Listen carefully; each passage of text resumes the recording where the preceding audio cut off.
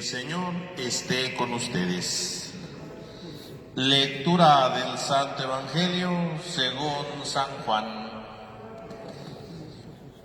Cuando se acercaba la Pascua de los judíos, Jesús llegó a Jerusalén y encontró en el templo a los vendedores de bueyes, ovejas y palomas, y a los cambistas con sus mesas. Entonces hizo un látigo de cordeles y los echó del templo con todo y sus ovejas y bueyes. A los cambistas les volcó las mesas y les tiró al suelo las monedas. Y a los que vendían palomas les dijo: quiten todo de aquí y no conviertan en un mercado la casa de mi Padre. En ese momento sus discípulos se acordaron de lo que estaba escrito: el celo de tu casa me devora. Después intervinieron los judíos para preguntarle: ¿qué señal nos das de que tienes autoridad para actuar así? Jesús le respondió: destruyan este templo y en 3 días lo reconstruiré. Replicaron los judíos: 46 años se ha llevado la construcción del templo, ¿y tú lo vas a levantar en 3 días? Pero él hablaba del templo de su cuerpo. Por eso, cuando resucitó Jesús de entre los muertos, se acordaron sus discípulos de que había dicho aquello, y creyeron en la Escritura y en las palabras que Jesús había dicho. Mientras estuvo en Jerusalén para las fiestas de Pascua, muchos creyeron en él al ver sus prodigios que hacía, pero Jesús no se fiaba de ellos, porque los conocía a todos y no necesitaba que nadie descubriera lo que es el hombre, porque él sabía lo que hay en el hombre. Palabra del Señor. Tenga la bondad de tomar asiento, hermanos, por favor.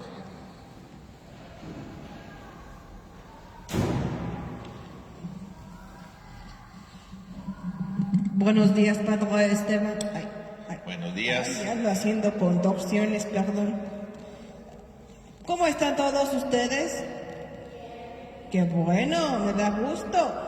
Este vikingo ha estado muy acalorado y con estas barbas largas, anaranjadas y cuadradas. Ay, el calor es tremendo. Y yo hace 8 días diciéndoles: ay, yo quiero que llegue la primavera y ahora sí ya lo siento, ya siento el calor. Uf, nada más de hablar me pongo a sudar. Padre, ¿usted no tiene calor con su casulla? Pues hace un poco de calor, ahorita está un poco fresco, pero al rato a lo mejor hace más calor seguramente. Sí, seguramente. El Evangelio de hoy vemos a Jesús enojado, pero aún tengo dudas. Por favor, ¿me ayuda con ellas, Padre Esteban? Claro que sí. Jesús entra en el templo y se enoja cuando ve a los vendedores y a los cambistas. Entonces los corre a todos y les dice que no hagan un mercado de la casa de su Padre. Mi duda no es porque Jesús se molesta, Padre, sino, siendo un templo, ¿por qué se les permitió estar allí a los vendedores? Era un templo para hacer oración. Muy bien, porque en aquel tiempo el templo de Jerusalén era el único templo y era una cosa enorme, ¿verdad? Gigante. Y había varios patios, no es como la iglesia de ahora, no. Era un templo gigante con varios patios y en cada patio iban ciertas personas, ¿verdad? En el primer patio, que es donde pasa todo lo que nos está narrando hoy, ¿verdad? Es el primer patio donde entra la gente, los turistas, ¿verdad? Todo el mundo, ¿verdad? Es el primer patio. Ya luego viene un patio donde entran todas las mujeres que son judías y los niños.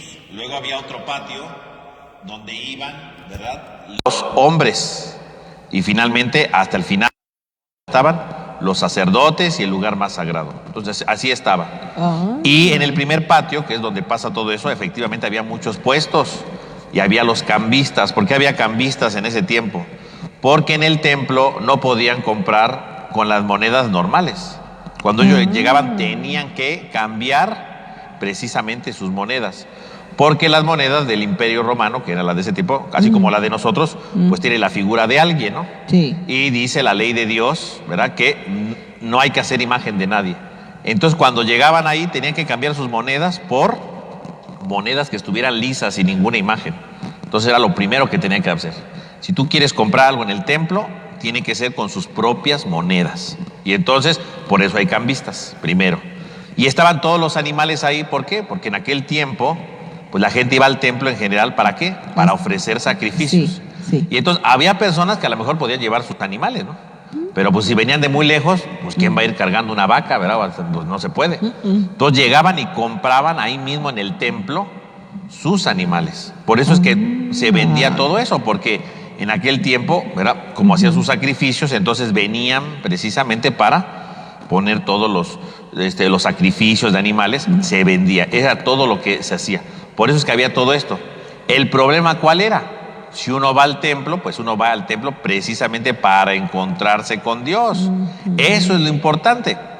El problema es que a veces iban al templo, pero a veces estaban más preocupados por lo que iban a comprar, estaban más preocupados por lo que iban a hacer, estaban más preocupados por muchas cosas y no estaban preocupados por lo más importante, que era encontrarse con Dios. Por eso Jesús se enoja, no se enoja tanto porque estén vendiendo, sino lo que se está enojando es que todas estas cosas, en lugar de ayudarlos, ¿verdad?, para crecer en la fe, para crecer en su amor con Dios, todas esas cosas se podían convertir en un estorbo. Por eso Jesús se enoja y dice, ¿por qué convierten en un mercado? Es decir, están más preocupados por lo que se vende, están más preocupados por lo que tienen, que por el encuentro con Dios, que es lo importante, que es lo primordial. Y eso que pasó en la época de Jesús puede pasar hoy, ¿no? Sí. A veces estamos más preocupados, por ejemplo, ¿no? Si alguien se va a casar, bueno, pues lo importante es que su matrimonio lo van a consagrar a Dios, ¿no? Claro. El encuentro del matrimonio con Dios. Pero hay quien está más preocupado que si el vestido está más largo, que si está más corto, que si van a invitar gente, que si no van a invitar. O sea, que la misa y el encuentro con Dios es lo de menos. Están más preocupados por los invitados, están más preocupados por la ropa. Y no es que sea malo, ¿verdad? No es malo la fiesta, ni es malo la ropa. Pero si yo voy a casarme, ¿verdad?, delante de Dios, es porque lo que me interesa es que mi matrimonio esté consagrado a Dios, esté entregado a Dios. Pero si yo me estoy fijando por todo lo demás y no por Dios, es un estorbo, ¿no? Sí. Es lo mismo. Jesús diría, a ver, fuera los vestidos, fuera los invitados, o sea, porque no te estás encontrando con Dios, ¿no? A veces nos pasa así, ¿no? Estamos más preocupados por cosas superficiales, pero no por Dios. Si voy al templo es porque quiero estar con Dios y no estoy viendo a ver qué animal me conviene más, cuál está más bonito. Eso no importa. Lo importante es que te encuentres con Dios. Por eso Jesús se enoja.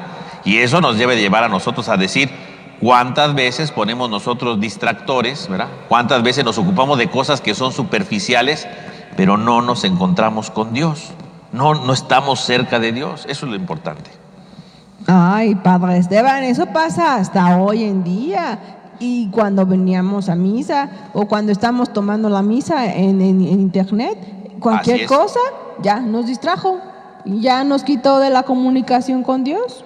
Así es, ¿sí? Exacto, exactamente. Ver ahora con internet, pues qué bueno que desde sus casas pueden seguir la misa. Sí. Pero igual, ahora estoy participando de la misa y luego que si ya el perro ya está ladrando, que si esto, que si... Y empiezan a hacer otras cosas en lugar de estar en la misa, ¿no? Exacto. O mientras oigo la misa, verá, voy a pintar. No, pues si no es música de fondo, o participo en la misa, o me dedico, ¿verdad?, a hacer otras actividades, ¿no? Sí, Padre. Entonces no hay que dejarnos distraer por otras cosas y siempre hay que estar comunicándonos con Jesús y con nuestro Padre Dios en la oración, ¿verdad? Así es, debe ser así.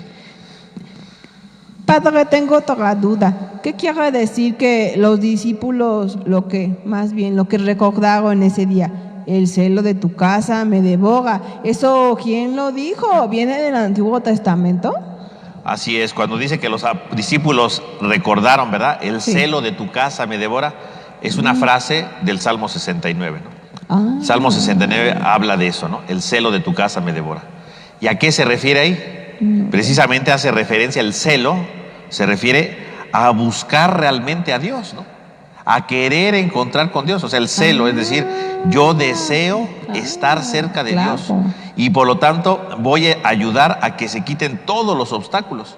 Y así como el Salmo lo dice, también, por ejemplo, en el Antiguo Testamento, el profeta Elías, ¿verdad?, el profeta Elías se le conocía como un profeta celoso de Dios, es decir, que quería que se quitaran todas las cosas que no eran de Dios, todos los obstáculos que no llevaban a Dios, que se consagraran a Dios de verdad. Entonces, por eso hacen referencia, por un lado, al profeta Elías, con la palabra celo, pero es una frase del Salmo 69 para recordarnos que el verdadero hombre de fe se apasiona por Dios, ¿no? Eso quiere decir celo, ¿no? No celos de que me engañan algo, no. Celos de que está apasionado, de que está enamorado, de que quiere llegar a la presencia de Dios, de que quiere vivir unido con Dios, ¿no? Y entonces el celo, así es lo que hace Jesús. Jesús, ¿por qué se enoja? Porque está apasionado y quiere que las personas se encuentren con Dios, que quiten sus obstáculos en la vida, ¿no? Eso es lo importante, el celo. Y eso nos tendría que invitar a nosotros hoy también a ser celosos por encontrarnos con Dios, a quitar obstáculos.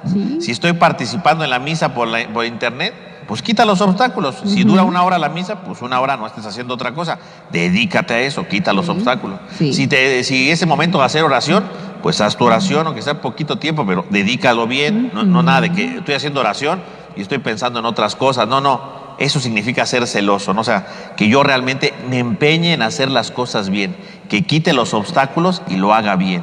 En primer lugar, para encontrarme con Dios, pero también con mi responsabilidad, ¿verdad? Un niño que es celoso de sus estudios, pues quita sus obstáculos y se pone a estudiar a la hora que tiene que estudiar, ¿no? Si ahorita va a tomar su clase ahí por internet, ¿verdad? Ahora por estas plataformas, bueno, pues quito mis estorbos y me pongo a estudiar, ¿verdad?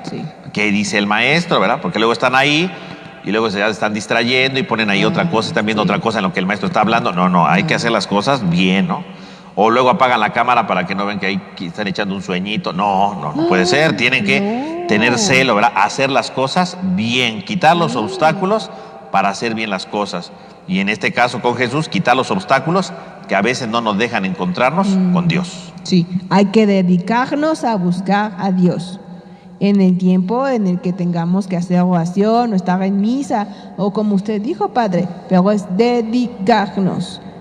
Darnos un tiempo, un espacio y hacer a un lado todos los obstáculos. Lo voy a empezar a hacer, Padre Esteban, porque a veces me cuesta mucho trabajo. Este vikingo se distrae con cualquier cosa y pierde el objetivo de la oración. Pero prometo que voy a hacerlo, Padre. Perfecto. Tengo otra duda. Hay algo que no comprendo, Padre. ¿Por qué Jesús dice, destruyan este templo y en 3 días lo reconstruiré? Y luego los judíos dijeron muchas cosas, que si se había construido en 46 años y que cómo podía hacer eso. ¿Por qué? ¿Por qué lo dice Jesús, Padre? Muy bien, entonces como Jesús quiere quitar todos los obstáculos, el templo tiene que ser un lugar para encontrarse con Dios.